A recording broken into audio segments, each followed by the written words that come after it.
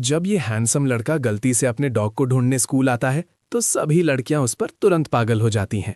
वो उसकी क्यूटनेस की तारीफ करने से खुद को रोक नहीं पाती हैं। स्कूल ब्यूटी तुरंत आगे बढ़ती है उसकी इंस्टा आईडी या फोन नंबर पूछने के लिए, जो कुछ भी वो शेयर करना चाहे। लेकिन हमारा लड़का पूरी तरह अनजान है कि इंस्टा आईडी क्या होती है। वो कहता है उसके पास ऐसा कुछ नहीं है। ये पहली बार है जब उसे रिजेक्ट किया गया है और वो गुस्से में आ जाती है। सोचती है कि वो बस भाव खा रहा है। फिर भी हमारे लड़के को बिल्कुल भी परवाह नहीं है। वो बस अपने डॉग को पकड़ता है और जाने की कोशिश करता है। तभी स्कूल का टॉप बुली उसे लड़कियों से घिरा देखता है और गुस्से से भर जाता है। ये अनजान लूजर अचानक इतना अटेंशन क्यों पा रहा है? तो वो एक सॉकर बॉल पकड़ता है और पूरी ताकत से उसे किक करता है। बॉल सीधा हमारे लड़के के चेहरे पर लगती है। वो उसे बिना डॉज किए एक चैंप की तरह झेलता है।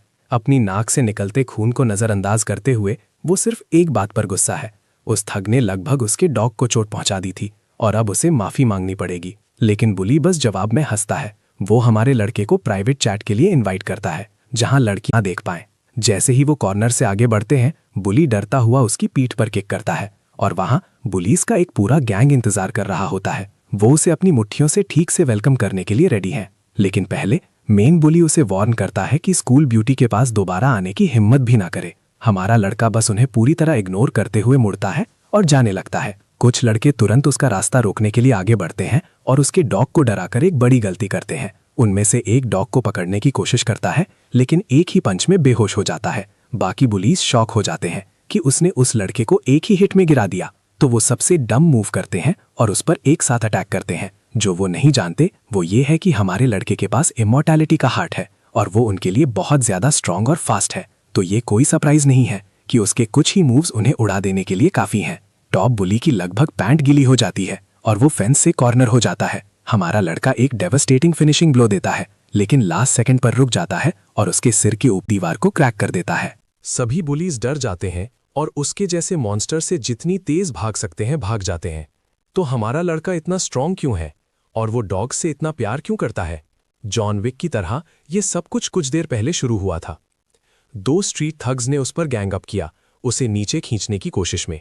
लेकिन उसने हाई वोल्टेज डिस्ट्रीब्यूशन बोर्ड की तरफ अपना रास्ता बनाया और कुछ गहरे रूट वाले वायर्स को खींचकर निकाल दिया। उन केबल से गुजरता मैसिव करंट हमारे लड़के तक पहुंच गया। उसे और उन थग्स को जो उसे रोके हुए थे मौत तक इलेक्ट्रोक्यूट कर दिया। बिजली ने उन तीनों को जलाकर राख कर दिया, लेकिन सिर्फ हमारा लड़का ही जिंदा बच पाया। भले ही ब्लास्ट ने उसके पूरे बॉडी का फ्लैश हटा दिया था, फिर भी वो वापस जिंदा हो गया। लड़का लिटरली मौत से वापस आ गया, जबकि उसे रेजरेक्शन बॉय ऐसे ही नहीं कहा जाता था। देखो, इस स्पेशल दुनिया में कुछ चुन इंसानों के पास स्पेशल हार्ट्स होते हैं। ये एक रेयर म्यूटेशन है जो सिर्फ मुट्ठी भर लोगों को ब्लेस करता है। ये म्यूटेटेड हार्ट्स उनके वील्डर्स को एक्स्ट्रॉर्डिनरी एबिलिटीज यूज करने देते हैं जो कॉमन सेंस को पूरी तरह डिफाई करती हैं। नेचुरली जिन लोगों के पास ये एबिलिटीज होती हैं उन्हें हार्ट म्यूटेंट्स कहा जाता है। कुछ के लिए एक म्यूटेटेड हार्ट कुछ ऐसा था जिसे पाने की चाहत थी, गॉड का एक ब्लेसिंग जो सिर्फ कुछ प्रिविलेज लोगों को मिलता था। लेकिन हमारे लड़के के लिए वही ब्लेसिंग एक कर्स बनकर उतरा जब उसे हार्ट ऑफ रेजरेक्शन मिला। हर बार जब वो मरता है उसका हार्ट उसे वापस जिंदा कर देता है और धीरे धीरे उसकी बॉडी रिकवर करना शुरू कर देती है। पूरे 1 डेकेड तक उन्होंने उसे एक लेबोरेटरी में बंद रखा, उसे अकल्पनीय टॉर्चर दिया। उन्होंने उसे लीथल पॉइजन्स खाने के लिए मजबूर किया और सिस्टमैटिकली उसके लिम्स काट दिए। फिर भी कितनी भी अत्याचार क्यों ना हो, लड़के के यूनिक हार्ट ने उसके बॉडी को रेजरेक्ट करने के लिए मजबूर कर दिया। एक फेटफुल दिन वो आखिरकार एस्केप करने में कामयाब हो गया। हालांकि उस 1 डेकेड की रिलेंटलेस एग्नी ने अपना असर दिखाया था। अब वो दुनिया में इंदा कॉर्प्स की तरह भटकता था। अपने अपीयरेंस की वजह से वो एक लोकल डंप साइट पर चला जाता है और अपनी बॉडी को रिप्लेनिश करने के लिए एडिबल फूड ढूंढना शुरू करता है। उसे एक सड़ी हुई ब्रेड का टुकड़ा मिलता है जो अब भी थोड़ा बहुत एडिबल लगता है, तो वो उसे खाना शुरू कर देता है। वो बाहर से टेरिफाइंग लग सकता है, लेकिन अंदर से वो इनक्रेडिबली बेनेवलेंट है। एक भूखे पपी को एक बाइट के लिए भीख मांगते देखकर वो अपना मील शेयर करने का डिसाइड करता है, बजाय उसे पूरा खुद ही रखने के। इस काइंडनेस की वजह से उसके पास जल्द ही 4 लेगेड एडमायरर्स का एक पूरा पैक उसे घेर लेता है। अचानक से उसे एक कमोशन सुनाई देती है। एक सेफ डिस्टेंस से झांकते हुए उसे कुछ थग्स एक हाई स्कूल गर्ल को हरास करते हुए मिलते हैं।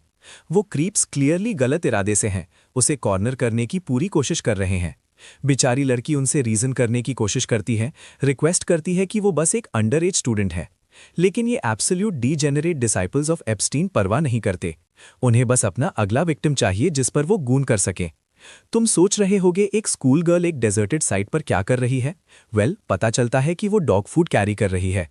वो क्लू हमारे लड़के के लिए काफ़ी है ये रियलाइज़ करने के लिए कि वो यहाँ बस स्ट्रेज को खाना खिलाने आई है। इससे पहले कि चीज़ें डार्कर टर्न ले, हमारा लड़का आखिरकार इंटरवीन करने का डिसाइड करता है। अपना हिडियस फेस एक हैंकरचीफ के नीचे छुपाते हुए वो गूंस को वार्न करता है कि लेडी को अकेला छोड़ दे। हालांकि ये प्रिटी ऑब्वियस है कि ये थग्स किसी गटर रैट की तरह रहने वाले होबो से डरने वाले नहीं हैं। वो तो हमारे लड़के के अराउंड अपनी आर्म्स रैप करने तक चले जाते हैं, मजाक उड़ाते हुए उससे कोजी होते हैं। लेकिन ये एक ह्यूज मिस्टेक है। वो कुछ ऐसा विटनेस करने वाले हैं जो वो अपनी वाइल्डेस्ट इमेजिनेशंस में भी एक्सपेक्ट नहीं कर सकते थे। एक लिटरल बॉल्ड ज़ॉम्बी जिसके पास मुश्किल से कोई फ्लैश है, सीधा उनकी सोल्स में घूर रहा है। उनमें से एक डर के मारे जोर से चिल्ला उठता है। उसका चेहरा सच में पसीने से भीग गया। हमारा लड़का एक फाइटिंग स्टांस में आता है, अपनी बोनी आर्म स्विंग करता है और क्रीप्स को कहीं और जाने की धमकी देता है। कमजोर घुटनों के साथ गूनर्स ठोकर खाते हैं जब वो अपनी जान बचाने के लिए भागते हैं, डैमजिल इन डिस्ट्रेस को पीछे छोड़कर।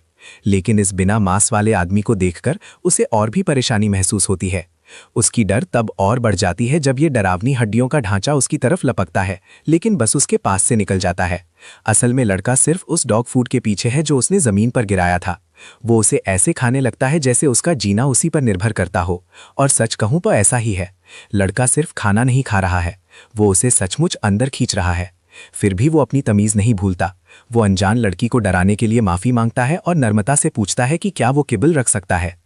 इस हड्डियों के ढांचा को सचमुच बोलते सुनकर लड़की गोली की तरह वहां से भाग जाती है। उसका दिमाग इस फ्रैंकेनस्टाइन टाइप एफयू पर रेड अलर्ट्स चमका रहा होता है। खैर, हमारा लड़का इतनी ही उम्मीद करता है और ये सच में उसके हक में जाता है। अब उसे बाकी खाना खत्म करने के लिए किसी की परमिशन की जरूरत नहीं है। हमें हैरानी होती है, लड़की में उस गोनर गैंग से ज्यादा हिम्मत है। अभी भी वहीं है, एक सुरक्षित दूरी से झांक रही है और उसे खाते हुए देख रही है। हालात को समझते हुए वो सोचती है कि एक इंसान का इतने बर्बाद शरीर के साथ अभी भी सांस लेना साइंटिफिकली इम्पॉसिबल है। इसलिए ये समझना मुश्किल नहीं है कि वो एक हार्ट म्यूटेंट है। वो पहले से जानती है कि हार्ट म्यूटेंट्स हर तरह की अजीब एबिलिटीज़ रख सकते हैं।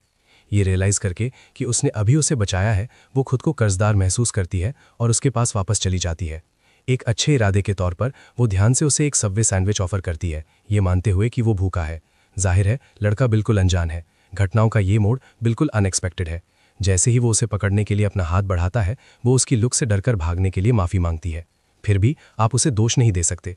किसी भी इंसान के लिए ये एक बहुत ही नेचुरल रिस्पॉन्स है। मिले हुए खाने को घूरते हुए लड़का रियलाइज़ करता है कि ये पहली बार है जब उसे किसी और से खाना मिला है। वो बहुत खुश होता है और तुरंत खाने लगता है। उसने पहले कभी सबवे नहीं खाया था। वो सिर्फ उन रैपर से वाकिफ़ है जो उसे कूड़ेदान में मिलते हैं। वो पहला निवाला उसे सचमुच ऐसा महसूस कराता है जैसे वो जन्नत में हो। वो यकीन नहीं कर सकता कि इस दुनिया में ऐसा हेवनली खाना भी मौजूद है। उसने इतने फ्रेश इंग्रेडिएंट्स वाला कुछ सालों से नहीं खाया है। वो ना सिर्फ लुक्स में 10x10 बैठी है, बल्कि अंदर से भी उतनी ही खूबसूरत है। उसकी नर्व्स आखिरकार शांत होती हैं, उसे उसका नाम पूछने की हिम्मत मिलती है। लड़का अपना परिचय जियो के रूप में देता है। वो उसे गर्मी से ग्रीट करती है और अपना नाम भी बताती है, सॉन्गी। बात को आगे बढ़ाते हुए वो उससे पूछती है कि वो खुले में ऐसी मुश्किल जिंदगी क्यों जी रहा है। जियो बताता है कि कुछ लोग उसका पीछा कर रहे हैं जो उस पर एक्सपेरिमेंट करना चाहते हैं। पता चलता है कि एक शेडी लैब है जिसका एकमात्र मकसद हार्ट म्यूटेंट्स को पकड़ना और उन पर गंदे टेस्ट करना है। इसीलिए जियो एक लैब रैट बनने की बजाय कूड़ेदान में रहना ज़्यादा पसंद करता है। हिजी उसकी हालत की कड़वी सच्चाई को समझने के बाद साफ तौर पर टेंस दिखती है। उसने इसके बारे में सिर्फ न्यूज़ पर अफवाहें सुनी थी और उसे रियलाइज़ नहीं था कि ये सचमुच सच है। जियो अपनी बात पर अडिग रहता है, कसम खाकर कहता है कि हर बात सच है। वो पूरे 1 डेकेड तक उस लैब में फंसा रहा है जहां उसे टॉर्चर और हर तरह के मॉर्बिड एक्सपेरिमेंट्स का शिकार बनाया गया। उन्होंने सचमुच उसे पॉइजन निगलने पर मजबूर किया या सीधे उसकी में इंजेक्ट किया? सिर्फ इस बेचारे लड़के के 10 साल के टॉर्चर को सहने का ख्याल ही हिजाई को बेचैन कर देता है। क्योंकि जियो के पास हार्ट ऑफ रेजरेक्शन है, इसलिए वो लोग जितना भी दर्द देते हैं उसका शरीर हमेशा रिजेनरेट हो जाता है, उसे मरने नहीं देता। लेकिन उन लगातार एक्सपेरिमेंट्स ने उसे हमेशा के लिए एक जिंदा लाश जैसा दिखने पर मजबूर कर दिया है। उसकी हालत पर गहरा तरस खाते हुए लड़की उसे अपने साथ ले जाने का फैसला करती है। वो उसका हाथ पकड़ती है और उसे खींचने लगती है, लेकिन उसका हाथ पूरी तरह से उसके शरीर से अलग हो जाता है। अपनी पकड़ में अलग हुए हाथ को देखकर हिजाई डर जाती है, सोचती है कि उसने अभी उसका हाथ तोड़ दिया। लड़का आमतौर पर हाथ वापस ले लेता है और उसे लेगो पीस की तरह वापस सॉकेट में लगा देता है। उसे यकीन दिलाता है कि ये उसकी गलती नहीं है। उसके अंगों का बीच बीच में गिरना काफ़ी कॉमन है। थोड़ी देर बाद जियो को अपने पतले शरीर पर एक बैगी हुडी पहने हुए देखा जाता है। हिजाई उसके लिए कुछ नए कपड़े लाई है क्योंकि उसके पुराने फटे हुए कपड़े उसे ज़रूर एक होबो जैसा दिखा रहे थे। वो उसे यकीन आती है कि कपड़े कुछ खास नहीं है, बस थोड़ा बजट फ्रेंडली सामान है। फिर भी एक ऐसे इंसान के लिए जिसने टॉर्चर और दर्द के अलावा कुछ नहीं जाना, उसकी ज़ॉम्बीफाइड स्किन पर नरम फैब्रिक का स्पर्श इतना ज़्यादा अच्छा लगता है कि वो लगभग यूफोरिक है। कपड़ों का काम हो जाने के बाद वो अपना मेकअप किट निकालती है और इस हड्डियों के ढांचा का मेकओवर करना शुरू करती है। अपने नए ठीक किए हुए चेहरे को देखकर वो सच में बुरा नहीं लगता। हालांकि हिजाई माफ़ी मांगती है अगर वो कुछ गड़बड़ करती है, ये मानते हुए कि उसे नंगी हड्डियों पर मेकअप करने का बिल्कुल ज़ीरो एक्सपीरियंस है। हमारा लड़का फिर भी पूरी तरह से संतुष्ट है। असल में वो उसके लिए जो कुछ भी कर रही है उसके लिए वो बहुत शुक्रगुजार है। अचानक उसका फ़ोन अलार्म बजता है जिससे उसे रियलाइज़ होता है कि वो अपनी एकेडमी के लिए लेट हो रही है। जल्दी में वो उसे अलविदा कहती है और उल्टी दिशा में भाग जाती है। जाने से पहले वो उसे अपने डॉग्स का ख्याल रखने को कहती है। खैर, ऐसा लगता है कि जियो को प्यार हो रहा है और क्योंकि वो उसे डॉग्स की जिम्मेदारी सौंपती है, वो बेचैनी से उम्मीद कर कि वो कल फिर आएगी। देखो, हमारे लड़के को कभी वो दया एक्सपीरियंस करने का मौका नहीं मिला जो वो डिज़र्व करता है। पहले वो रूहहीन साइंटिस्ट्स उसे सिर्फ एक टेस्ट सब्जेक्ट से ज़्यादा कुछ नहीं देखते थे। लैब से भागने के बाद भी जो भी उसे मिलता है वो डर जाता है और उल्टी दिशा में भाग जाता है। लेकिन हिजी अलग है। भागने या उससे गुस्सा भरी नजरों से देखने के बजाय वो अकेली है जो उसके साथ असली काइंडनेस से पेश आती है।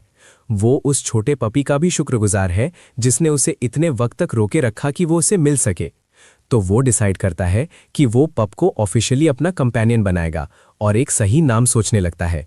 आखिरकार वो डॉग को पटेटो बुलाने का फैसला करता है। ये सब सेटल होने के बाद वो एक बार फिर हिजी की मीठी यादों में खो जाता है। सबवे सैंडविच का मज़ेदार ताज़ा स्वाद अभी तक उसके मुंह में ठहरा हुआ है और उसके नए कपड़ों का आराम लगातार उसका ध्यान उसकी तरफ खींचता है। उसके लिए वो उसकी ज़िंदगी में उतरने वाली एक फरिश्ते से कम नहीं है। वो इतना उत्साहित है कि अगले दिन का इंतज़ार करना उसे शुद्ध पीड़ा जैसा लगता है। लेकिन जैसे ही उसे असलियत का एहसास होता है, उसके प्यारे ख्यालों का सिलसिला तुरंत पटरी से उतर जाता है। पानी के एक छोटे से तालाब में अपनी परछाई देखकर उसे एहसास होता है कि वो इस वक्त बहुत ज़्यादा मांग रहा है। वो इस सब के लायक नहीं है और इससे भी बुरा, वो उसे खतरे में नहीं घसीटना चाहता। वो भारी सोच उसके दिमाग में लिए उस कचरा घर को छोड़ देता है, ये फैसला करते हुए कि वो एक ऐसी जगह ढूंढेगा जहां उस जैसा मॉन्स्टर सच में बिलोंग करता है। वो पूरी रात घूमता रहा जब तक कि सुबह क्षितिज पर नहीं फूट जाती। जियो खुद को एक पुल के नीचे कहीं बेहोश पड़ा हुआ पाता है। एक चूहा उसकी हड्डियों को कुतरने की कोशिश कर रहा था जो उसे जगा देता है। इधर उधर देखकर उसे एहसास होता है कि वो पिछली रात बेहोश हो गया था। वो अपनी जेबों में हाथ डालना शुरू करता है और मुट्ठी भर डॉग फूड निकालता है जो उसने कल छुपा रखा था। शायद उसके पास कल वाला सबवे नहीं है, लेकिन ये उसे बासी किब्बल चबाते हुए भी उसकी साफ कल्पना करने से नहीं रोकता। जैसे ही वो ज़बरदस्ती खुद को यकीन दिलाता है कि वो एक प्रीमियम सब खा रहा है, डॉग फूड का स्वाद सच में थोड़ा बहुत उस जैसा लगने लगता है। अचानक से पटेटो वहाँ आ धमकता है और उसके हाथों से सारा डॉग फूड छीन लेता है, उसे निराशा में छोड़कर। तब उसे एक और एहसास होता है, उसने पटेटो और बाकी पपीज़ को पीछे छोड़ दिया था, तो ये डॉग यहाँ क्या कर रहा है। जब वो ऊपर देखता है, सब कुछ साफ हो जाता है। सिर्फ पटेटो ही नहीं बल्कि पपीज़ का पूरा गैंग उसकी प्यारी देवी हिजी के साथ उसे ढूंढते हुए वहाँ पहुँच गए हैं। थोड़ी देर बाद सारे डॉग्स को वो मज़ेदार ट्रीट्स मिल जाते हैं जिसके वो हकदार थे, जबकि हिजी अपनी निराशा व्यक्त करने में बिजी है। उसने पूरा दिन उसे ढूंढने में दौड़ते हुए बिताया है। लड़का उसे अपने साथ घूमने के खतरनाक परिणामों के बारे में याद दिलाता है। खैर, हिजी को कोई परवाह नहीं है। वो बस खुश है कि उसे आखिरकार ढूंढ लिया और पोटैटो भी अपने दोस्त से दोबारा मिलकर उतना ही खुश है। वो उसके लिए बहुत सारे अलग अलग स्नैक्स लाई है ट्राई करने के लिए और उसे खाने के लिए कहती है। ये सोचकर कि कल वाला सबवे काफ़ी नहीं था, उसने इस बार पूरा बुफे पैक किया है। वो शुरुआत करती है उसे कुकीज़ और मिल्क से इंट्रोड्यूस करा के। कुकीज़ में मिल्क डुबोकर वो उसे कंटे थमा देती है। जैसा कि उम्मीद थी, ये पहली बार है जब हमारे लड़के ने ऐसी डेलिकेसी देखी है। एक बात पक्की है, ये शानदार लगता है। बिना किसी देर के वो पहला बाइट लेता है।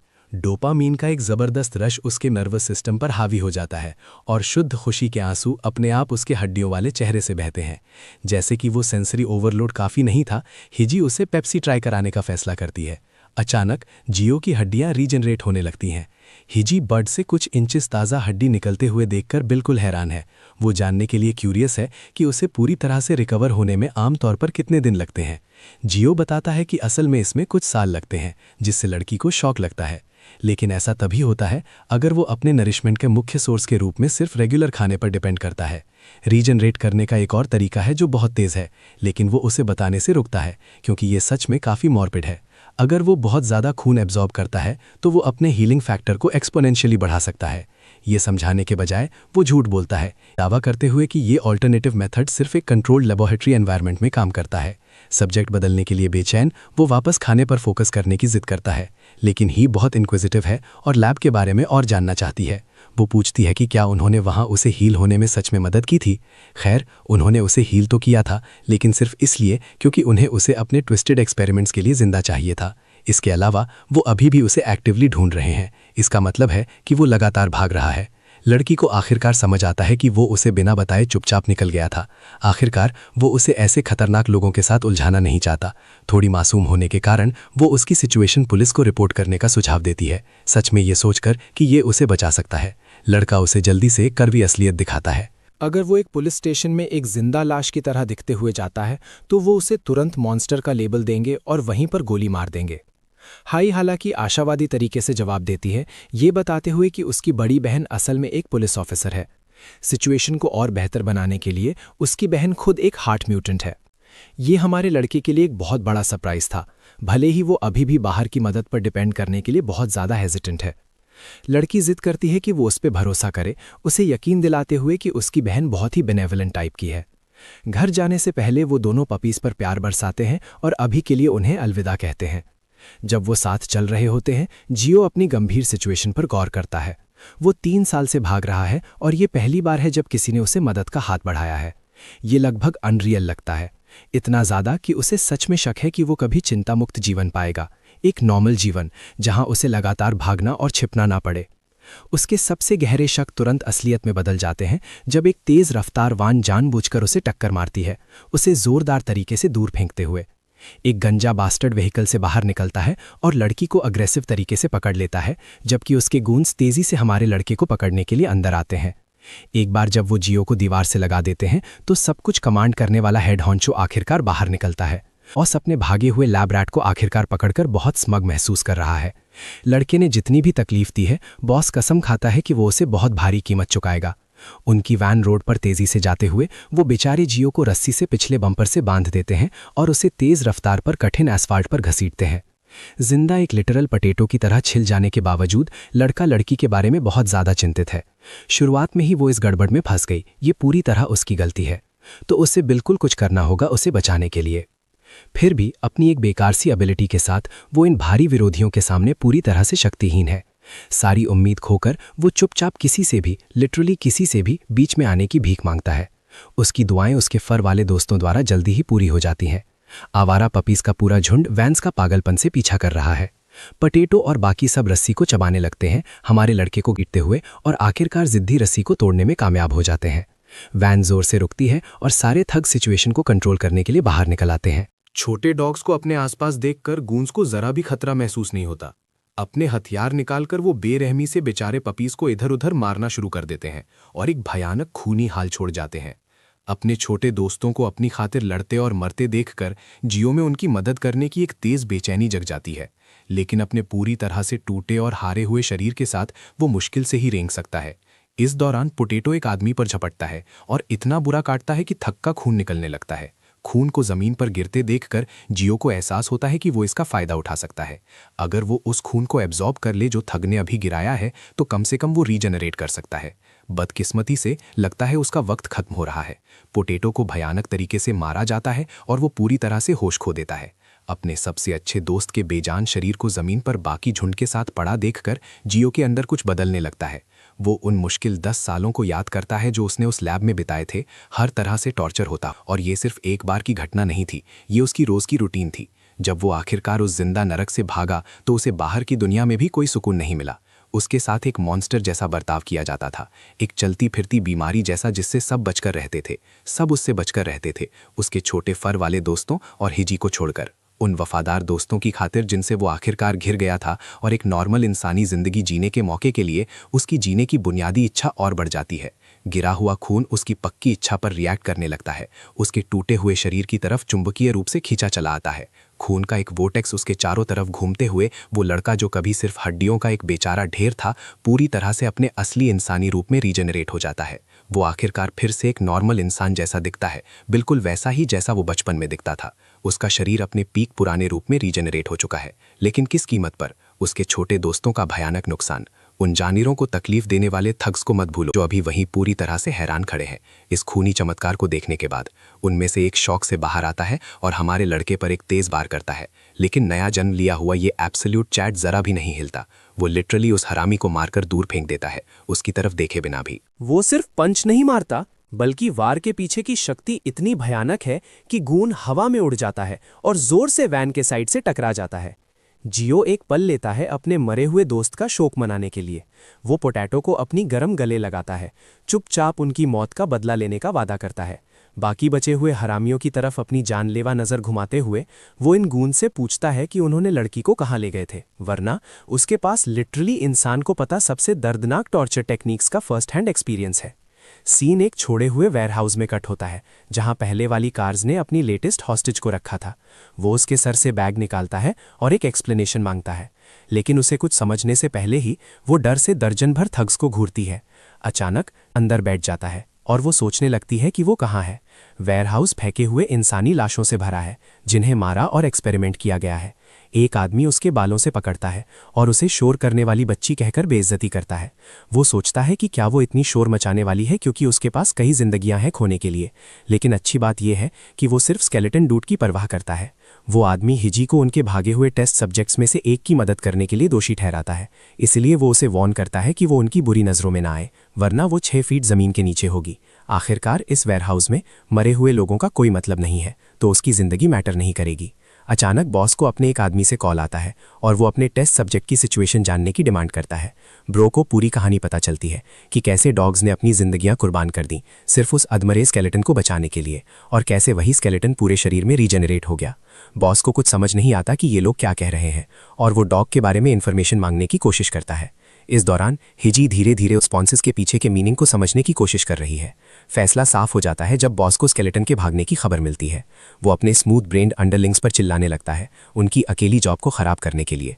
ब्रो गुस्से में फ़ोन पटक देता है, उनका दिमाग उड़ा देने की धमकी देता है अगर वो उनके कीमती टेस्ट सब्जेक्ट को सही सलामत वापस नहीं लाते। अपना गुस्सा लड़की पर निकालते हुए वो हिजी से एक जवाब मांगता है, उसे बोलने पर मजबूर करते हुए। इस बंदे का गुस्सा गॉर्डन रैमजे को टक्कर दे रहा है जब वो कुछ कच्चा देखता है। जबकि वो बकबक कर रहा है, उसे जरा भी नहीं पता कि ये आदमी क्या बोल रहा है।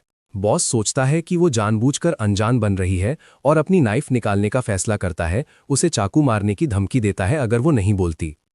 डरी हुई स्कूल गर्ल कांपती है इस बात को समझने पर कि उसने अपनी ही जिंदगी को खतरे में डालकर एक बड़ी गलती की है। वो रोती है ये सोचकर कि उसके लिए अब यही अंत है।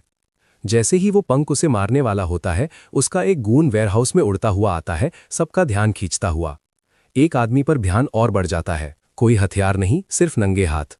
बॉस को समझ नहीं आता कि ये लड़का कौन है, जबकि हमारा ईमो प्रोटैगनिस्ट अपनी क्लीशे ईमो पोज दे रहा है, शायद उस बालों के साथ कुछ देख नहीं पा रहा है।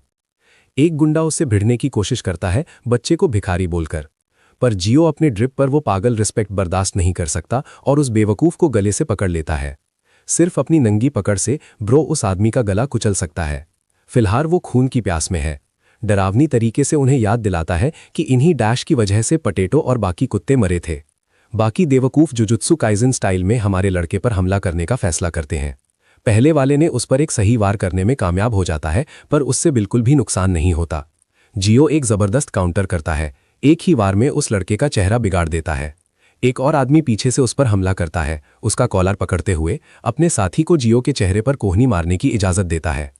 हालांकि ये वार बहुत ब्रूटल है, पर इस आदमी की बर्फीली नज़र ही ये बताने के लिए काफ़ी है कि कंट्रोल किसके हाथ में है। म्यूटेंट उस आदमी को पलट देता है, अपनी भयानक ताकत दिखाते हुए, जबकि बाकी सब हैरानी से देखते रह जाते हैं। जियो इन कीड़ों से बात करता है, ये जानते हुए कि उन सबको हर्मीज रिसर्च फैसिलिटी ने हायर किया था। ये नाम हिजी को हैरान कर देता है और उसे तुरंत एहसास होता है कि ये बच्चा असल में वही क्लमजी कंकाल है। बॉस का डैश चेहरा उसे दोबारा बालों से पकड़ने का फैसला करता है, अपनी ही रियलाइजेशन से हैरान होकर। वो उसे इतने वक्त तक ट्रैक नहीं कर पाए थे क्योंकि उसकी रीजनरेशन में फर्क था, पर अब जब उनकी उसकी आइडेंटिटी पर पकड़ मजबूत हो गई है, जियो को लिटरली डैश गोली मार दी जाती है। ब्रो ने अपना अमेरिकन स्टाइल ग्लॉक नोजुत्सु निकाला अमर बच्चे को मारने के लिए। बॉस अपने हर आदमी को इशारा करता है अपनी अमेरिकन स्पिरिट्स में डूबने के लिए, और उस स्पिरिट के साथ जो लोग देख रहे हैं उन्हें भी लाइक बटन दबाना चाहिए।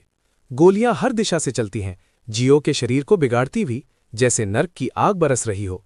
उनका मकसद उसे इतना गोली मारना है कि उसकी रीजेनरेशन काफी ना हो और वो बेकाबू हो जाए। भरी रेन फायर रुकती नहीं है। असल में जियो को हर छेदने वाले जख्म से सिर्फ अत्यधिक तकलीफ होती है। वो अपनी ही मांसपेशियों को फटते हुए महसूस कर सकता है, हड्डियों को टूटकर बिखरता हुआ, फेफड़े फटते हुए, जिससे सांस लेने में मुश्किल हो रही है।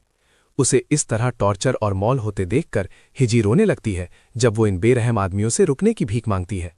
हमारा लड़का जमीन पर गिर जाता है, पिछली गोलियों से पूरी तरह हार चुका, हर दिशा से खून बहते हुए। उसके शरीर के कुछ हिस्से तो गायब ही हो चुके हैं। कितनी बार उसे गोली लगी थी उसकी वजह से। पर इतना खून बहने के बाद भी जियो अपनी एक एबिलिटी का इस्तेमाल करने का फैसला करता है, लाशों के खून को मैनिपुलेट करने और उन्हें अंदर खींचने के लिए। उसका म्यूटेंट दिल एक्टिवेशन की तरफ बढ़ता है और बॉस के गुंडों ने भी ये पहले ही नोटिस कर लिया है। जियो का ब्लड मैनिपुलेशन उसे रिवर्स कर्स टेक्निक देता है अपने शरीर को ठीक करने के लिए। अगर आप जानते हैं तो आप जानते हैं, ब्रो के पास इन्फिनिटी हीलिंग है, इसीलिए बॉस अपने बेवकूफ़ों को दोबारा गोली चलाने का ऑर्डर देता है उससे ज्यादा ताकतवर होने से पहले। जियो को कई बार एक के बाद एक क्रिटिकल हेडशॉट लगते हैं। बिल्कुल वैसा ही दर्दनाक एहसास होता है जैसा उसे हमेशा होता है। हर बार जब वो टुकड़ों में फट जाता है उसका शरीर बार बार जाता है। दर्द का एक लूप, पर उसकी अपनी हैरानी के लिए हर बार दर्द कम लगता है। ये कुछ भी नहीं है उन 10 सालों के विनाश और यातना के सामने जो उसने लैब के हाथों झेला था। उसे जिंदा जलाया भी गया था, हाइड्रोलिक प्रेस से कुचला भी गया था। जियो ने हर तरह के दर्दनाक एक्सपेरिमेंट झेले थे जो हो सकते थे। वो एक्सपेरिमेंट्स उसे इन्फिनिटली ज्यादा दर्द देते थे, इसीलिए वो एक हड्डी तोड़ने वाले राइट हुक से वार करता है, अपने पंच से पहले वाले आदमी का चेहरा उड़ा देता है। गोलियां अब उसे इतना असर नहीं करती हैं क्योंकि वो उनका आदी हो चुका है। इससे पहले कि बाकी बेवकूफ रिएक्ट कर पाते, जियो उनके सामने आ चुका है, उन्हें ऐसे डॉग वॉक कर रहा है जैसे माकी ने जिनान क्लैन को खत्म किया था। एक लड़के को बैरल में टकराने के बाद वो एक और को और फिर 3 और को एक ही बार में गिरा देता है, पूरी रफ्तार से दौड़ते हुए। जब भी उसे पोटैटो का मासूम छोटा चेहरा याद आता है, वो जॉन विक बन जाता है और अपने रास्ते में सबको मार देता है। वो कुत्ते उसके लिए सिर्फ बच्चे थे और वो उसे बचाते हुए मरे। बॉस अब अपनी जान के लिए डरा हुआ लड़की को गोली मारने की धमकी देता है अगर जियो और करीब आता है, पर हमारा लड़का सीधा स्पीड ब्लिट्सिंग करते हुए उसके मुंह पर एक भारी पंच मारता है। ये वार भयानक है और लीडर को एक कंटेनर में पल्वराइज कर देता है, उसे नीचे गिरा देता है। वहीं बॉस अभी भी जिंदा है, पर ज्यादा देर तक नहीं, क्योंकि वो अपनी जिंदगी के किनारे पर रहम की भीख मांगने लगता है। गेम खत्म हो गया है क्योंकि जियो इन ने जिस तरह उसके कुत्ते को छीन लिया उसे माफ नहीं करेगा। वो उस आदमी का चेहरा जमीन पर मारता है, उसके चेहरे को और ज्यादा वार से कुचलते हुए। ये एक लिटरल ब्लड बाथ बन जाता है। हमारा लड़का दर्जनों पंचेस बरसाता है जब तक वो आदमी एक सूझे हुए पल्प में न बदल जाए। अपना गुस्सा शांत होने पर जियो रुक जाता है। उसकी मुट्ठी खून से टपकती है क्योंकि वेयरहाउस में हर एक आदमी को गिरा दिया गया है। लड़ाई खत्म हो चुकी है, इसलिए वो हीडी के पास जाता है जो इस डर से कांप रही है कि वो उसे भी चोट पहुंचाएगा। एक फरिश्ता वो पूछती है कि इतना जख्मी होने के बाद क्या वो ठीक है, पर वो बस उसकी बाहों में पिघल जाता है। उसकी जिंदा होने के सुकून पर रो रहा है। बेचारे लड़के ने बहुत मुश्किल वक्त देखा है और उसे बहुत ज्यादा गिल्ट है कि कुत्तों ने उसके लिए अपनी जान दे दी। वो डरा हुआ था कि कहीं उसका भी वही अंजाम ना हो और उसे जिंदा देखना उसके लिए सब कुछ है। ये एक दिल को छू लेने वाला सीन है जब हीडी उसे गले लगाकर तसल्ली देती है, ये कहते हुए कि उसे उसका शुक्रिया करना चाहिए उसकी जान बचाने के लिए। इस पूरे शटडाउन के कुछ देर बाद पुलिस ऑफिसर जिम्मेदार अपराधियों को गिरफ्तार करने आए और वेयरहाउस में लाशों की सिचुएशन का पता लगाने भी। उनका फैसला है कि किसी तरह का इंटरनल ऑर्गेनाइजेशनल कॉन्फ्लिक्ट हुआ था। जबकि वो लोग आपस में बात कर रहे हैं, जियो और उसकी बड़ी बाहर सिचुएशन पर नज़र रख रहे हैं। हीडी की बड़ी बहन को ये अच्छा आइडिया नहीं लगता कि वो इसमें इन्वॉल्व हो, खासकर अगर कोई म्यूटेंट इंसान है, और उसने तो ये भी कसम खाई है कि वो सिचुएशन को खुद ही हैंडल करेगी। फिलहाल के लिए हमारे डुओ को बस निकलने पर फोकस करने की ज़रूरत थी। लड़की पागल होने लगती है पर जियो उसके साथ है। वो डॉग गैंग की सारी को ले आए हैं। इन शहीद साथियों बादुक, सिरु, टटेनू, चोको, बोल और मारू की आत्मा को शांति मिले। स्कूल की लड़की खुद को दोष देती है, ये मानते हुए कि उसके शामिल होने की वजह से उन्हें चोट लगी। वो उनकी मदद नहीं कर पाई और ना ही उनका ख्याल रख पाई। उसने बस उन्हें खाना दिया था। उसका ये छोटा सा योगदान इन कुत्तों को सब कुछ लगा होगा और उन्होंने उन्हें बचाने के लिए अपनी पूरी जिंदगी दांव पर लगा दी। लेकिन जियो अपनी उंगली काटते हुए आता है, हिजी को दोष लेने से रोकता है, ये कहते हुए कि जो खून उसने उनसे निकाला था वही उनकी मौत का कारण बना। वो हैरानी से उसकी तरफ देखती है कि वो क्या करने वाला है, जिस पर जियो समझाता है कि उसका काम खून एब्जॉर्ब करके ठीक करना है। तो अगर उसका खून इतना खास है तो वो कुत्तों के साथ उसे बांटने की कोशिश करना चाहता है ताकि उन्हें भी वापस ला सके। उंगली का जख्म ठीक होने लगता है और उसका सारा खून वापस एब्जॉर्ब हो जाता है। हमारे लड़के को कुत्तों की मदद करने का मौका नहीं मिलता। वो अपनी उंगली दोबारा काटने की कोशिश करता है। इस बार उसे इतनी जोर से चबाता है कि और खून निकलने लगता है। कीजी उसे खुद को ऐसे तकलीफ देते हुए देख नहीं पाती और उस नासमझ को रुकने के लिए कहती है, क्योंकि इससे कुत्तों को और बुरा लगेगा। बदकिस्मती से वो बेचारा लड़का बहुत परेशान है। वो इस बात से टूट चुका है कि कुत्ते उससे नफरत करेंगे। असल में कीजी इसके उल्टा बताती है। वो तो उसे सच में बहुत प्यार करते थे। वही कुत्ते आम इंसानों पर भरोसा नहीं करते थे, लेकिन उन्हें उस अजीब से टेस्ट सब्जेक्ट से खास लगाव था। बिल्कुल, हमारा लड़का ये नहीं जानता था। कीजी समझाती है कि इनमें से हर कुत्ते पर पहले अत्याचार हुआ था, इसीलिए इंसानों पर उनका भरोसा टूट गया था। ये हमारे लिए दुखी होने की एक और वजह है। क्यों कोई प्याज काट रहा है? जो को बिल्कुल नहीं पता था कि उन पर अत्याचार हुआ था और उसने उनके साथ ऐसा बर्ताव किया जैसे वो हमेशा नर्म थे। लेकिन कीजी उसे सिखाती है कि खुद को चोट पहुंचाने से वो छोटे वाले को और दुखी कर देगा। वो तो गर्व महसूस करती है कि उन्हें उस पर इतना भरोसा था, ये साबित करते हुए कि वो उसकी हालत से वाकिफ थे। एक दुखी जियो आखिरकार अपनी किस्मत मान लेता है। तभी अचानक एक प्यारा सा छोटा सा कुत्ते का बच्चा उन दोनों के पास आता है। ये असल में पोटैटो का बच्चा है और ओ भाई, ये दुनिया की सबसे प्यारी फरबॉल है।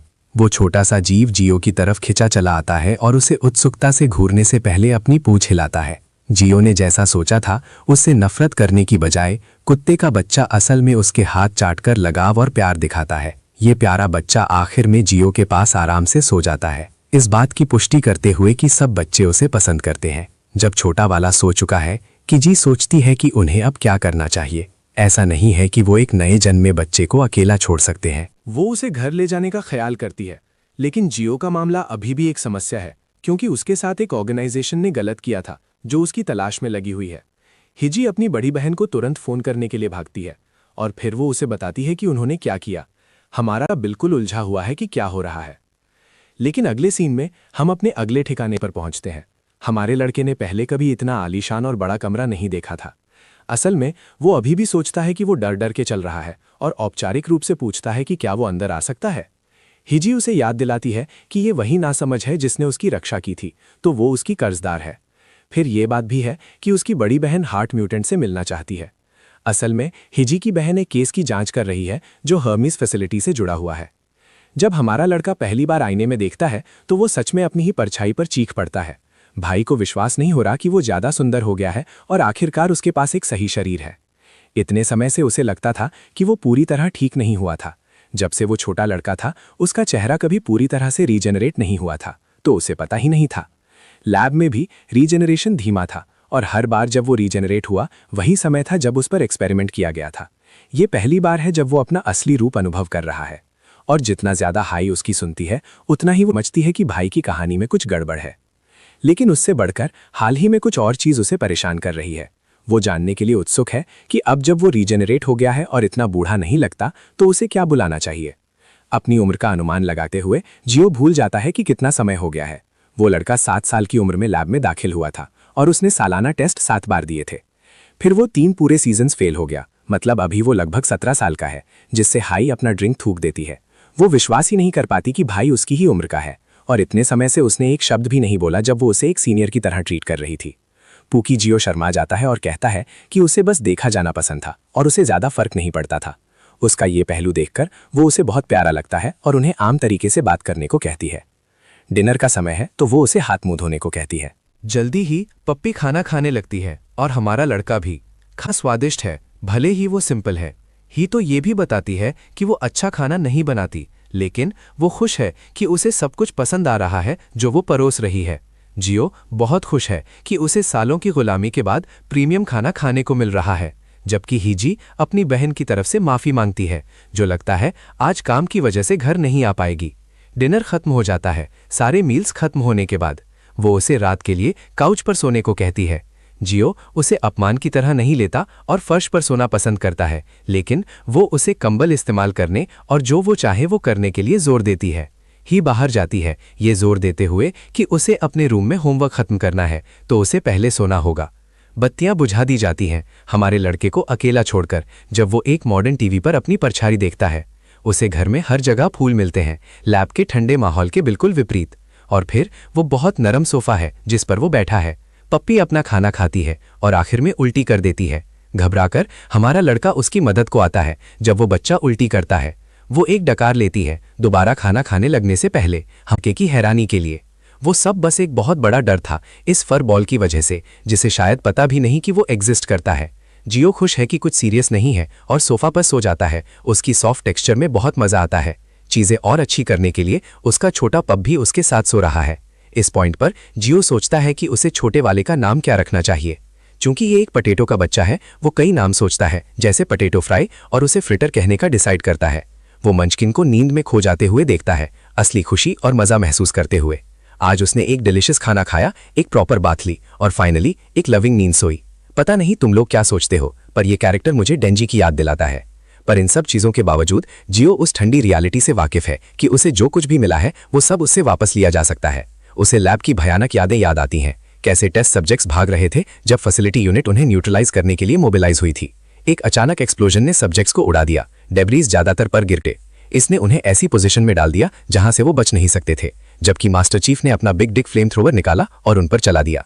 यूनिट के सरप्राइज के लिए एक लड़की ने अपनी आइस पावर्स मैनिफेस्ट की सबको बचाने के लिए। जियो को अपने सेंसेस रिक्लेम करने को कहा। उस पल एक बच्चा जिसे हाशियामारामा सेंजू के सेल्स इंजेक्ट किए गए थे, उसने वुड स्टाइल जूत्सु एक्टिवेट किया और हमारे लड़के को आज़ाद किया। लड़की ने जियो को उसका हाथ पकड़ने को कहा और उसे एग्जिट की तरफ ले गई। उसने गाइडेड महसूस किया और फाइनली उस डेंजरस लैब से बच निकला।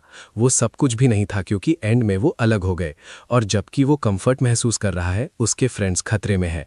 यही वजह है जियो अपने पास्ट की रिपीट नहीं चाहता। वो इस पीस को टॉर्मेंटेड या थ्रेटेंड नहीं होने देगा। जो कोई भी उसके रास्ते में आएगा उसे उसका अंत मिलेगा, चाहे वो कोई भी हो। अगली सुबह हमारा लड़का अपनी जान बचाने के लिए भागता हुआ मिलता है स्टूपिड ओल्ड फ्रिटर को बचाने, जो अचानक पता नहीं कहाँ गायब हो। जियो वो सब एजी बातें कर रहा था, पर जैसे ही उसका पपी गायब हुआ वो क्राई बेबी बन गया। चलो कुछ पल पीछे चलते हैं।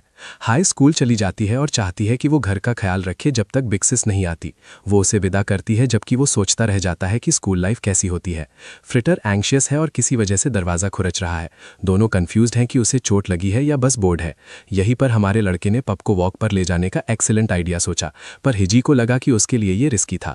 ब्रो अपने न्यू फेस के साथ चिल कर रहा था और उसे कुछ भी डर नहीं था। जबकि लड़की को उसके रीजनिंग से ठीक लगा, उसने उसे लीश लेने को कहा अगर वो पप को बाहर ले जा रहा है, और इजी एक्सेस के लिए हाउस पासवर्ड भी शेयर किया। कुछ देर बाद ब्रो अपनी जान बचाने के लिए स्ट्रगल कर रहा था, पपी को लीश से टेम करने की कोशिश करते हुए। वो naughty little French fry constrain महसूस कर रहा था और उसे उतारना चाहता था। वो सच में पिस्ट था, जिससे जियो ने सोचा कि क्या उसने उसे ज्यादा टाइटली रैप कर दिया था। ब्रो को ट्रॉमेटिक यादें आ रही थी उस वक्त की जब उसे पर्सनली इलेक्ट्रिक चेयर से कंस्ट्रेन किया गया था। शॉक्ड और बर्न टू नो एंड, पर यह सबसे सेफेस्ट पाथ है ये इंश्योर करने का कि वो टाइनी फ्रेंच फ्राई बाहर जाकर दूसरे लोगों की लेग्स अटैक ना करे। जबकि ये आदमी अपने एक्शंस के साथ टर्म्स पर आने की कोशिश कर रहा है, ब्रो को अचानक रियलाइज होता है कि फ्रिटर पहले ही जा चुका है। रियलिटी टूट जाती है क्योंकि वो इंटेलिजेंट लिटिल पप पहले ही आजाद होकर भाग गया। और ये हमें करंट मोमेंट में ले आता है, जहां ये आदमी अपनी जान बचाने के लिए भाग रहा है, हर ऑरिफिस से आंसू निकलते हुए। वो गलियों में भागता है, हर डंपस्टर या अंडरग्राउंड में आंसर ढूंढते हुए। अपनी सर्च के बावजूद जियो को कोई आंसर नहीं मिलता। उसे पता नहीं कि उसे कहाँ देखना चाहिए। वो छोटे वाले की कंडीशन के लिए एंग्शियस है और पहले ही डर भरे ख्याल आते हैं कि वो टाइनी वन किसी एक्सीडेंट या किसी और मेस्ड अप सिचुएशन में फंस गया हो। ब्रो का रिएक्शन बहुत नॉर्मल है। जियो ने अभी उसे प्रोटेक्ट करने का प्रॉमिस किया था और उसने अगले ही दिन पप को खो दिया। उस पॉइंट पर उसे अचानक कुछ रियलाइज होता है। वो खुद को स्कूल में पाता है और सामने ही वो स्टूपिड लिटिल पपी खुद को साफ कर रहा है।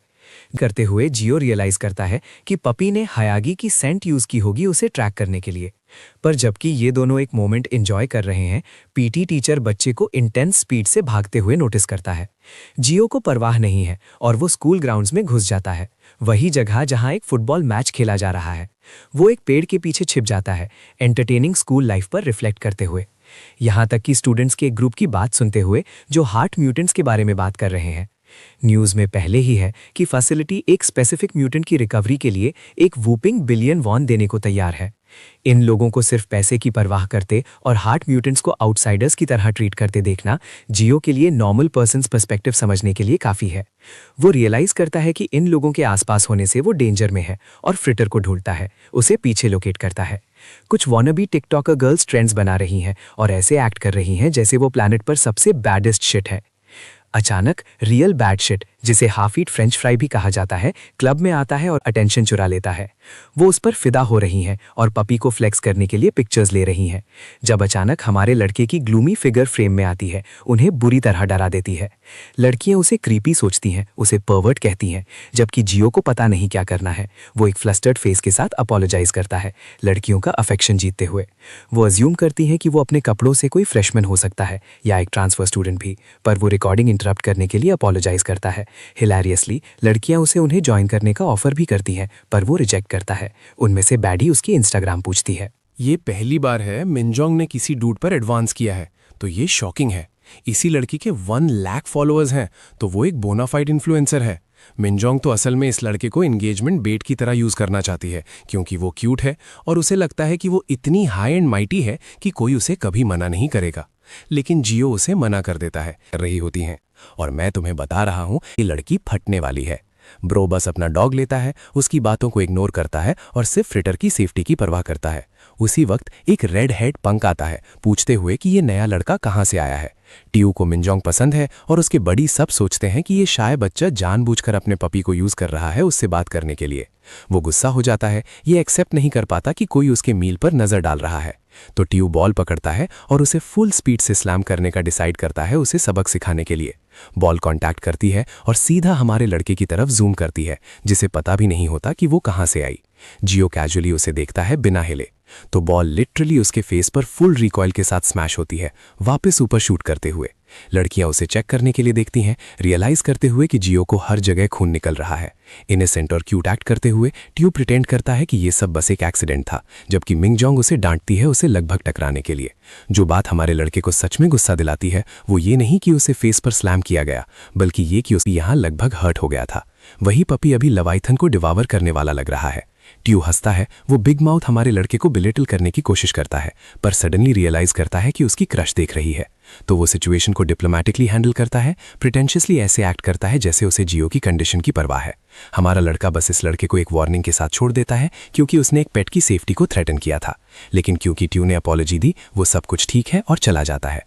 टियो इस सिचुएशन को ऐसे ही रिजॉल्व होने देता जैसे ये हुई थी, लेकिन इस लड़के को किसी वजह से बहुत अकड़ है। इधर हमारा लड़का बस खुश है कि उसने इस प्रोसेस में अपना प्यारा पप नहीं खोया। और आज के एडवेंचर की वजह से उसे ये भी देखने को मिला कि स्कूल कैसा दिखता है। उसकी इसके बारे में सिर्फ ये इंप्रेशन है कि एनवायरनमेंट फन लगता है, और वो सोचता है कि क्या वो भी एनरोल कर सकता है और यहाँ फ्रेंड्स बना सकता है। उस पॉइंट पर टीयू आता है, जियो की स्पेस में घुसता है और ऐसे एक्ट करता है जैसे वो एक और अपॉलॉजी के लिए आया है।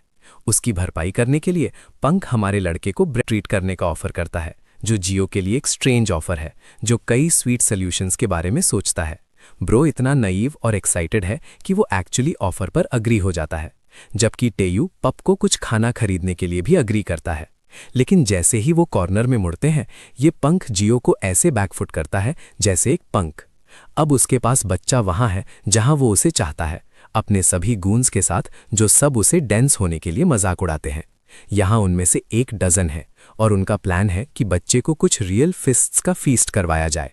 टेयू अपने बुली फ्रेंड्स के साथ हंसता है जब वो जियो को वीकलिंग कहते हैं, उसे इतना नाइव और स्टूपिड होने के लिए मॉक करते हैं। फिर वो डायरेक्टली जियो की तरफ मुड़ता है, पूछते हुए कि वो क्यों क्लूलेस एक्ट कर रहा है और प्रिटेंड कर रहा है कि उसे पता नहीं क्या हो रहा है। हमारा हीरो जेन्युइनली कंफ्यूज्ड है और पूछता है कि टेयू क्या बात कर रहा है।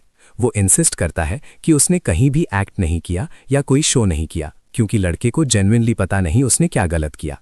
तभी टेयू फाइनली पॉइंट पर आता है। वो डिमांड करता है जानने कि हमारा हीरो उसकी क्रश मिनजोंग को क्यों हिट कर रहा है। उसकी आवाज़ लाउडर हो जाती है और वो करीब आता है, उसे थ्रेटन करते हुए कहते हुए, जो ऐसे लड़का लगता है जो सिर्फ एक स्मैक के बाद रोएगा और क्रॉल करके भाग जाएगा। वो स्नियर करता है और पूछता है कि ये सडन फेक ब्रवाडो कहाँ से आ रहा था, क्योंकि अब उसके पास कुछ कहने को नहीं है। फिर थ्रेट्स आते रहते हैं, जैसे जियो सुनता है कि टेयू उसे कैसे मैसअप करने वाला है। वो कसम खाता है, लेकिन जियो एक चिल गाय का एपिटमी है, जैसे वो बस खड़ा रहता है। इधर बाकी बुलीज वॉनबी गैंगस्टर्स की तरह एक्ट करते हैं, सीन को सर्कल करते हैं और पूरे एक्सचेंज पर हंसते हैं। वो टेयू को कहते हैं कि नए लड़के पर इतना सीरियसली ना ले, क्योंकि वो इतना स्क्रॉनी है कि एक सॉलिड किक उसे हॉस्पिटल पहुंचा सकती है।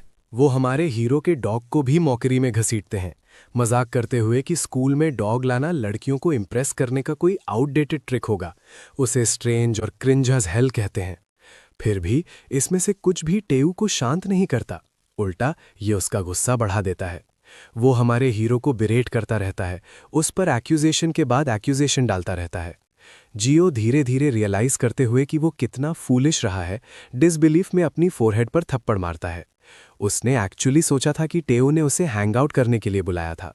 उसने एक छोटे और नाइव मोमेंट के लिए बिलीव किया था कि इन्विटेशन जेन्युइन था। इसके बजाय ये बस एक पॉइंटलेस फाइट के लिए सेटअप है। फिर भी हमारा हीरो टाइगू और उसके हॉट हेडेड मेटल टाउन ब्रवाडो से बेहतर जानता है। वो बेड पर आने से रिफ्यूज करता है। अपनी कंपोजर मेंटेन करने की कोशिश करते हुए वो टेऊ को कहता है कि अगर उसकी प्रेजेंस उसे इतना अनकंफर्टेबल कर रही है तो वो चला जाएगा। वो इस तरह के कॉन्फ्रंटेशन के लिए रेडी नहीं है और वो टाइगू जो भी ट्विस्टेड वर्जन का माचो फाइट स्टेज करने की कोशिश कर रहा है उसमें प्ले अलोंग करने से रिफ्यूज करता है। जैसे ही जियो जाने वाला होता है, एक बुली उसके सामने आ जाता है और उसका रास्ता ब्लॉक करता है। स्नियर करते हुए कहता है कि उसमें एक्चुअली हिम्मत है जाने की, जैसे कुछ हुआ ही ना हो। इस बार हाउएवर जियो की आवाज़ फर्म है।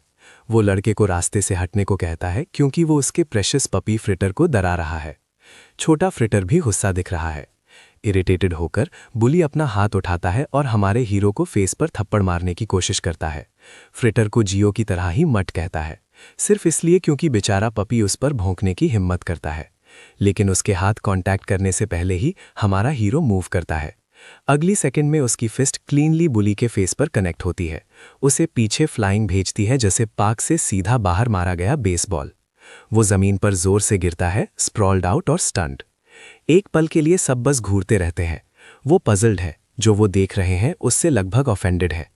उनका वो सो कॉल्ड हंक जमीन पर क्यों पड़ा हुआ है, दर्द से करा रहा है। तब उन सबको एक साथ रियलाइज होता है कि इस पतले बच्चे ने सच में अपना हाथ घुमाया और उनके दोस्त को मारने की हिम्मत की और उसे उड़ता हुआ भेज दिया।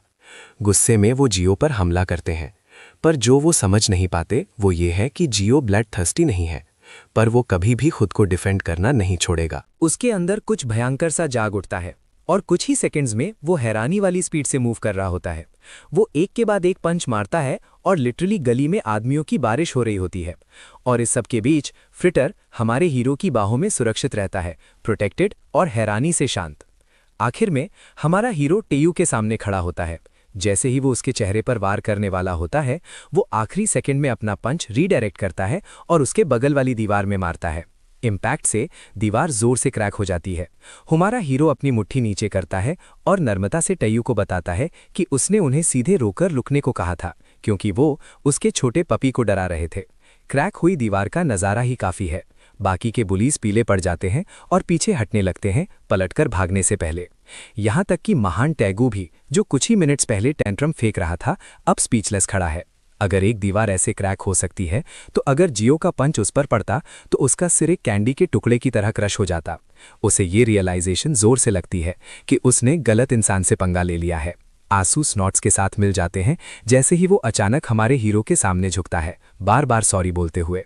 डेस्परेट होकर वो अपना फ़ोन निकालता है और जियो को अपने ही पपी की तस्वीर दिखाता है।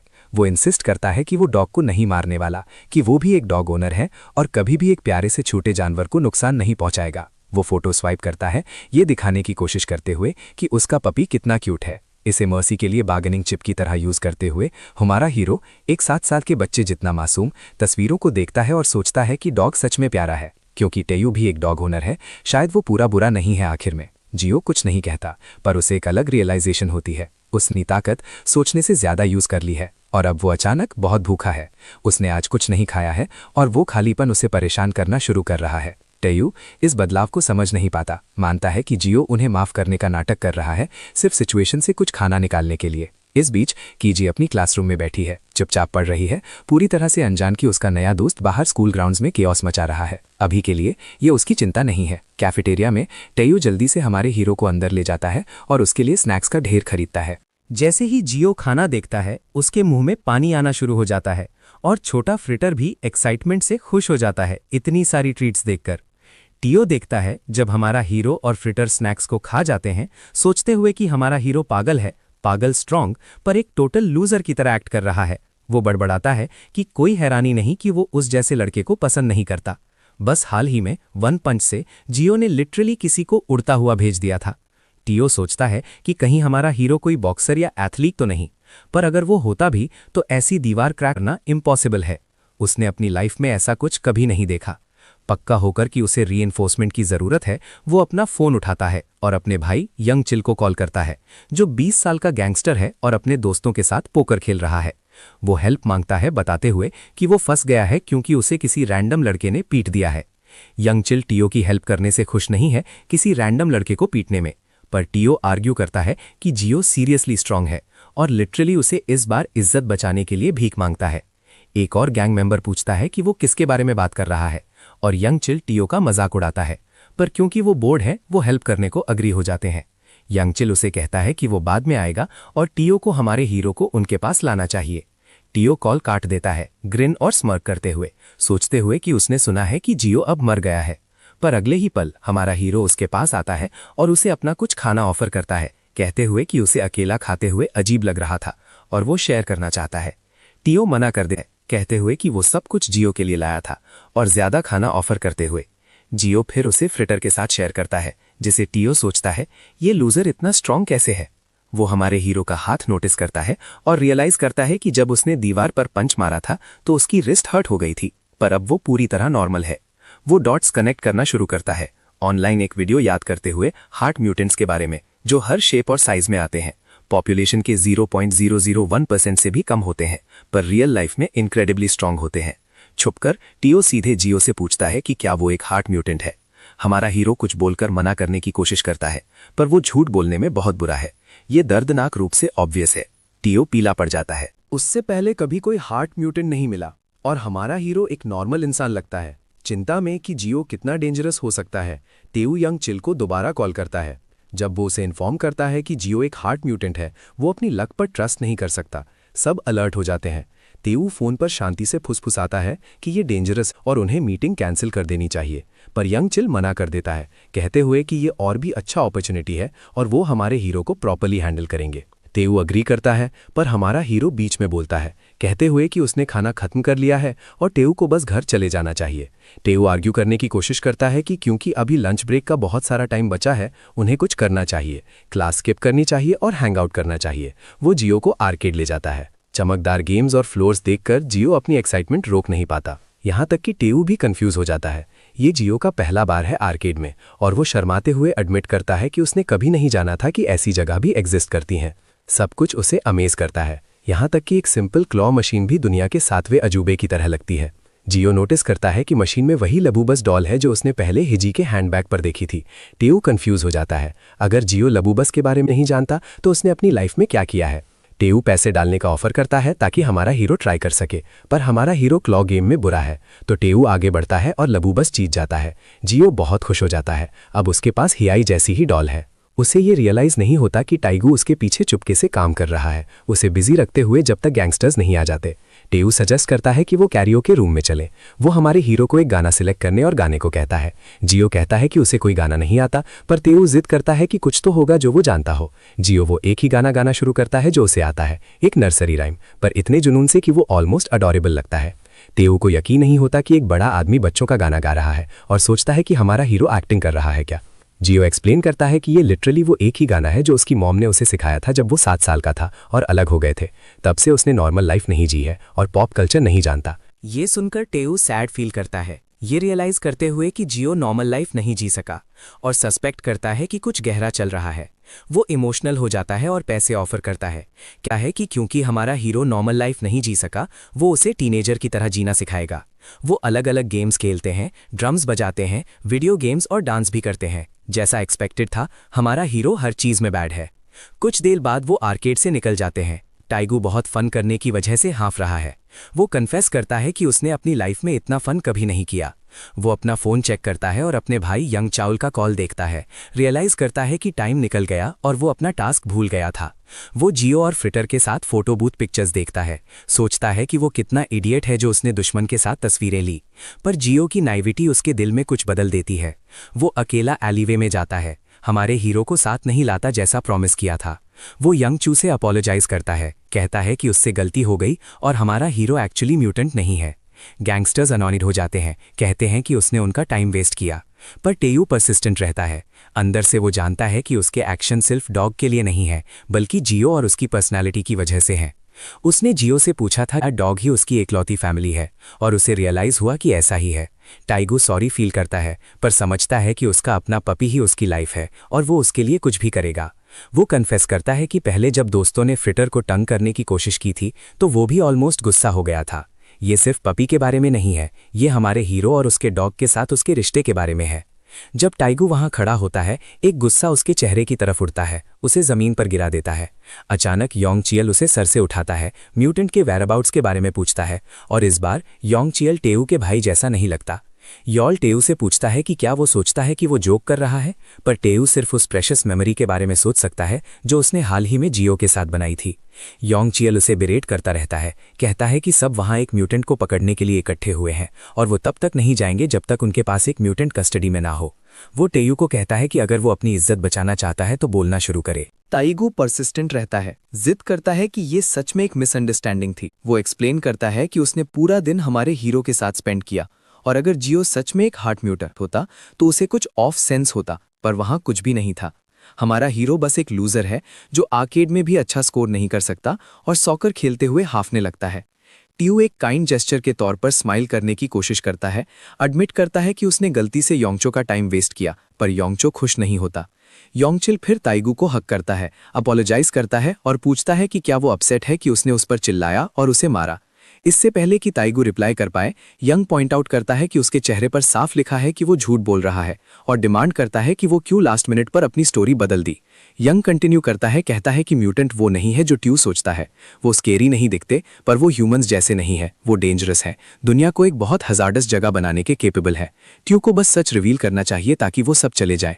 यंगचिल ये भी आर्ग्यू करता है कि अगर ट्यू उनके बारे में वरिड है और वो एक म्यूटेंट के हाथों हार सकते हैं तो उसे रेकलेसली एक्ट नहीं करना चाहिए। ट्यू फिर से एक स्टबन बास्टर्ड की तरह रिफ्यूज करता है। इससे पहले कि वो कुछ और कह पाए, यंगचिल कहता है कि बॉस को म्यूटेंट देने के लिए $500 का रिवॉर्ड है, जो उसे काफी जेनरस लगता है। यंगचिल एक्सप्लेन करता है कि अगर ट्यू म्यूटेंट को डिलीवर करता है तो उसे भी रिवॉर्ड मिलेगा। वो रिवील करता है कि उसने पहले ही एक ब्रोकर लाइनअप कर रखा है जो हार्ट म्यूटेंट्स को हैंडल करता है, और ये सब बिना किसी लूज एंड्स के हैंडल हो जाएगा। टाइगू रियलाइज करता है कि ये ह्यूमन ट्रैफिकिंग है। हाल ही में किडनैपर्स देश भर में हार्ट म्यूटेंट्स को टारगेट कर रहे हैं और र्यूमर्स का दावा है कि गवर्नमेंट रिसर्च फैसिलिटीज उन्हें पैसे देकर खरीदती हैं। उसने सोचा था कि ये सिर्फ गॉसिप है, पर अब वो अपनी आंखों से देख रहा है। वो इसे होने नहीं दे सकता, इसलिए वो फिर से अपोलोजाइज करता है, जिद करता है कि जियो बस एक नॉर्मल गाय है। इससे पहले कि वो फिनिश कर पाए, यंग उसे किक करता है, उसे उड़ा देता है। इस ब्लो से उसके लंग्स में दर्द होता है, सांस लेना मुश्किल हो जाता है। यंगचिल उसे अपने पैरों से मारना शुरू करता है, उसके सिर पर बार बार स्टॉम्पिंग करता है, उसे क्रश करता है, उसे बोलने पर मजबूर करता है। टाइगू के पैर सीधे हो जाते हैं और दर्द उसे सीधा एक फ्लैशबैक में ले जाता है। कुछ वक्त पहले टाइगू को इसी तरह बुलीज मारते थे जब तक एक ऊंची आवाज ने उन्हें रोकने को नहीं कहा। वो यंग चियोल था, अपने दोस्तों के साथ। तब वो गैंगस्टर्स नहीं थे और उन्होंने तेऊ को पिटने से बचाया था। तेऊ एक छोटा बच्चा बचने पर खुश था, पर ह्यूमिलिएटेड फील कर रहा था। यंग चियोल ने उसे कंफर्ट किया, कहता है वो सेम जिम में है और वो तेऊ को इन लोगों से पिटने से बचाएगा। तब यंग चियोल लॉयल लगता था, थोड़ा कूल और ज्यादा फाइटर नहीं था, तो तेऊ उसके जैसा बनना चाहता था। पर अब उसके अपने मेंटोर और दोस्त उसे बार बार मार रहे हैं जब तक वो जमीन पर एक पल्प ना बन जाए। यंग चियोल इंसिस्टेंट रहता है, क्लेम करता है कि तेऊ उनके सामने झूठ बोल रहा है। वो कमेंट करता है कि तेऊ में लॉयल्टी है जो काइंड ऑफ बैडएस है, पर ये मिसप्लेस्ड है, ये उसकी होनी चाहिए। वो वॉर्न करता है कि अगर टाइगू म्यूटेंट को किसी और ब्रोकर को बेचने के बारे में सोच रहा है तो उसे ज्यादा से ज्यादा 200 या 300 मिल सकते हैं, पर वो डायरेक्टली डेंजर में होगा। वो अपने गैंगस्टर्स को एक चेन लाने का सिग्नल देता है, उसे अपने हाथ में लपेटता है और कहता है कि वो टाइगू को दिखाएगा कि गैंगस्टर की तरह क्या जीना है। इस बार टाइगू पीछे नहीं हटा, कहते हुए कि वो बिल्कुल अनकूल है। योंग चियोल शॉक में था, उसकी सांस लगभग रुक गई। तेऊ भी कंफ्यूज था कि वो योंग चियोल को क्यों भड़का रहा है। गुस्से में योंग चियोल मारने की तैयारी करता है, जबकि तेऊ बार बार माफी मांगने की कोशिश करता है, जिद करते हुए कि उसने गलती से बोल दिया। लेकिन जैसे ही योंग चियोल उसे मारने ही वाला होता है, एक मजबूत हाथ उसे रोक देता है। ये हमारा हीरो है। वो कहता है कि अगर योंग चियोल किसी को अपने हाथ में चेन्स लपेटकर मारेगा तो बहुत ज्यादा चोट लगेगी। सब कंफ्यूज्ड हैं क्योंकि इस अजीब लड़के की हिम्मत कैसे हुई उनके बॉस को रोकने की। तेऊ भी हैरान है, सोच रहा है कि हमारे हीरो को पता कैसे चला कि वो लोग कहाँ थे। जियो नीचे झुकता है कहते हुए कि वो तेऊ को ढूंढने आया था क्योंकि उसे आने में बहुत देर लग रही थी। ताइगो उसे भागने की चेतावनी देता है और कन्फेस करता है कि उसने ही उन्हें बुलाया था उसे मारने के लिए, यहाँ तक कि उन्हें बताया भी था कि हमारा हीरो एक हार्ट म्यूटेंट है। जियो कंफ्यूज्ड है और पूछता है कि उसने ऐसा क्यों किया। तेऊ जवाब देता है कि वो बस गुस्से में था क्योंकि जियो ने उसे मारा था, कि वो बदला लेना चाहता था और वो माफ़ी मांगता है, लेकिन हमारे हीरो को उसकी परवाह नहीं है। जियो पूछता है कि वो उन्हें चेन से मारने क्यों दे रहा है। सब कंफ्यूज हो जाते हैं जब कोई जियो पर बेसबॉल बैट चलाता है, जिससे वो गुस्सा हो जाता है। अगली ही सेकंड में सारे थग्स उससे अपने बैट से मारने लगते हैं, जबकि फ्रिटन भौंकता है और टेगू हमारे हीरो को बचाने की कोशिश करता है। एक लड़का नीचे झुकता है पूछते हुए कि उसने उन्हें रोका कैसे, लेकिन अगली ही सेकंड में टेगू सारा खून अब्जॉर्ब कर लेता है और थग को पंच मारता है, उसे हवा में उड़ा देता है। सब देखते हैं जैसे ही जियो मलबे से उठता है और यांगील अपने सारे गैंग मेंबर्स को अटैक करने का ऑर्डर देता है। हमारा हीरो रुकता नहीं, उनके चेहरे, छाती, पैर और ग्रॉइन पर वार करता है। कुछ मार खाकर भी 10,000 गुना ज्यादा ताकत से वापस पंच करता है। सब कंफ्यूज्ड हैं, सोच रहे हैं कि उसके लड़ने के तरीके से वो इंसान कैसे हो सकता है। यांगचोल मामला अपने हाथों में लेता है और उसे छुपने के लिए दौड़ता है। उसे दिल में छुरा घोंपने पर मजाक उड़ाता है। वो धीरे से बोलता है जैसे ही वो बार बार छुरा घोंपता है, जियो के मरने की उम्मीद करता है, लेकिन जियो उसे रोकने के लिए डैगर अपने हाथ में पकड़ लेता है। ये देखकर कि हमारा हीरो अभी भी खड़ा है, यांगचोल थोड़ा डर जाता है। सोचता है कैसा दिल है जिसे छुरा घोंपा जा सकता है और वो ठीक रहेगा। हमारा हीरो जवाब जानता है, लेकिन कहता है कि उसे वो राज बताने की जरूरत नहीं है। फिर वो यांगचुल के पैर में छुरा घोंपता है, जिससे बहुत ज्यादा दर्द होता है। इसी बीच सारे थग्स भाग जाते हैं, सोचकर कि वो एक म्यूटेंट का सामना नहीं कर सकते, लेकिन जियो उन्हें जाने देने को तैयार नहीं है। अब जब उन्हें पता है कि वो एक म्यूटेंट है, उनमें से कोई भी भाग नहीं सकता। वो उन सबको बुरी तरह से पीटता है। जब वो खत्म कर लेता है, टेगू, जो खुद भी बुरी तरह से पीटा गया था, उसकी तरफ रेंगता है, कहते हुए कि वो एम्बुलेंस बुलाएगा। जियो उसे तसल्ली देता है कि वो ठीक है। टेगू कंफ्यूज्ड है, सोच रहा है कि हमारे हीरो को छुरा कैसे लगा और फिर से माफी मांगता है। वो अपनी मुट्ठी उठाता है और खुद को बार बार मारता है। गलती के लिए खुद को कोसता है, मान लेता है कि वो अपनी दोस्त को सिर्फ कुछ कूल पॉइंट्स के लिए बेचने को तैयार था।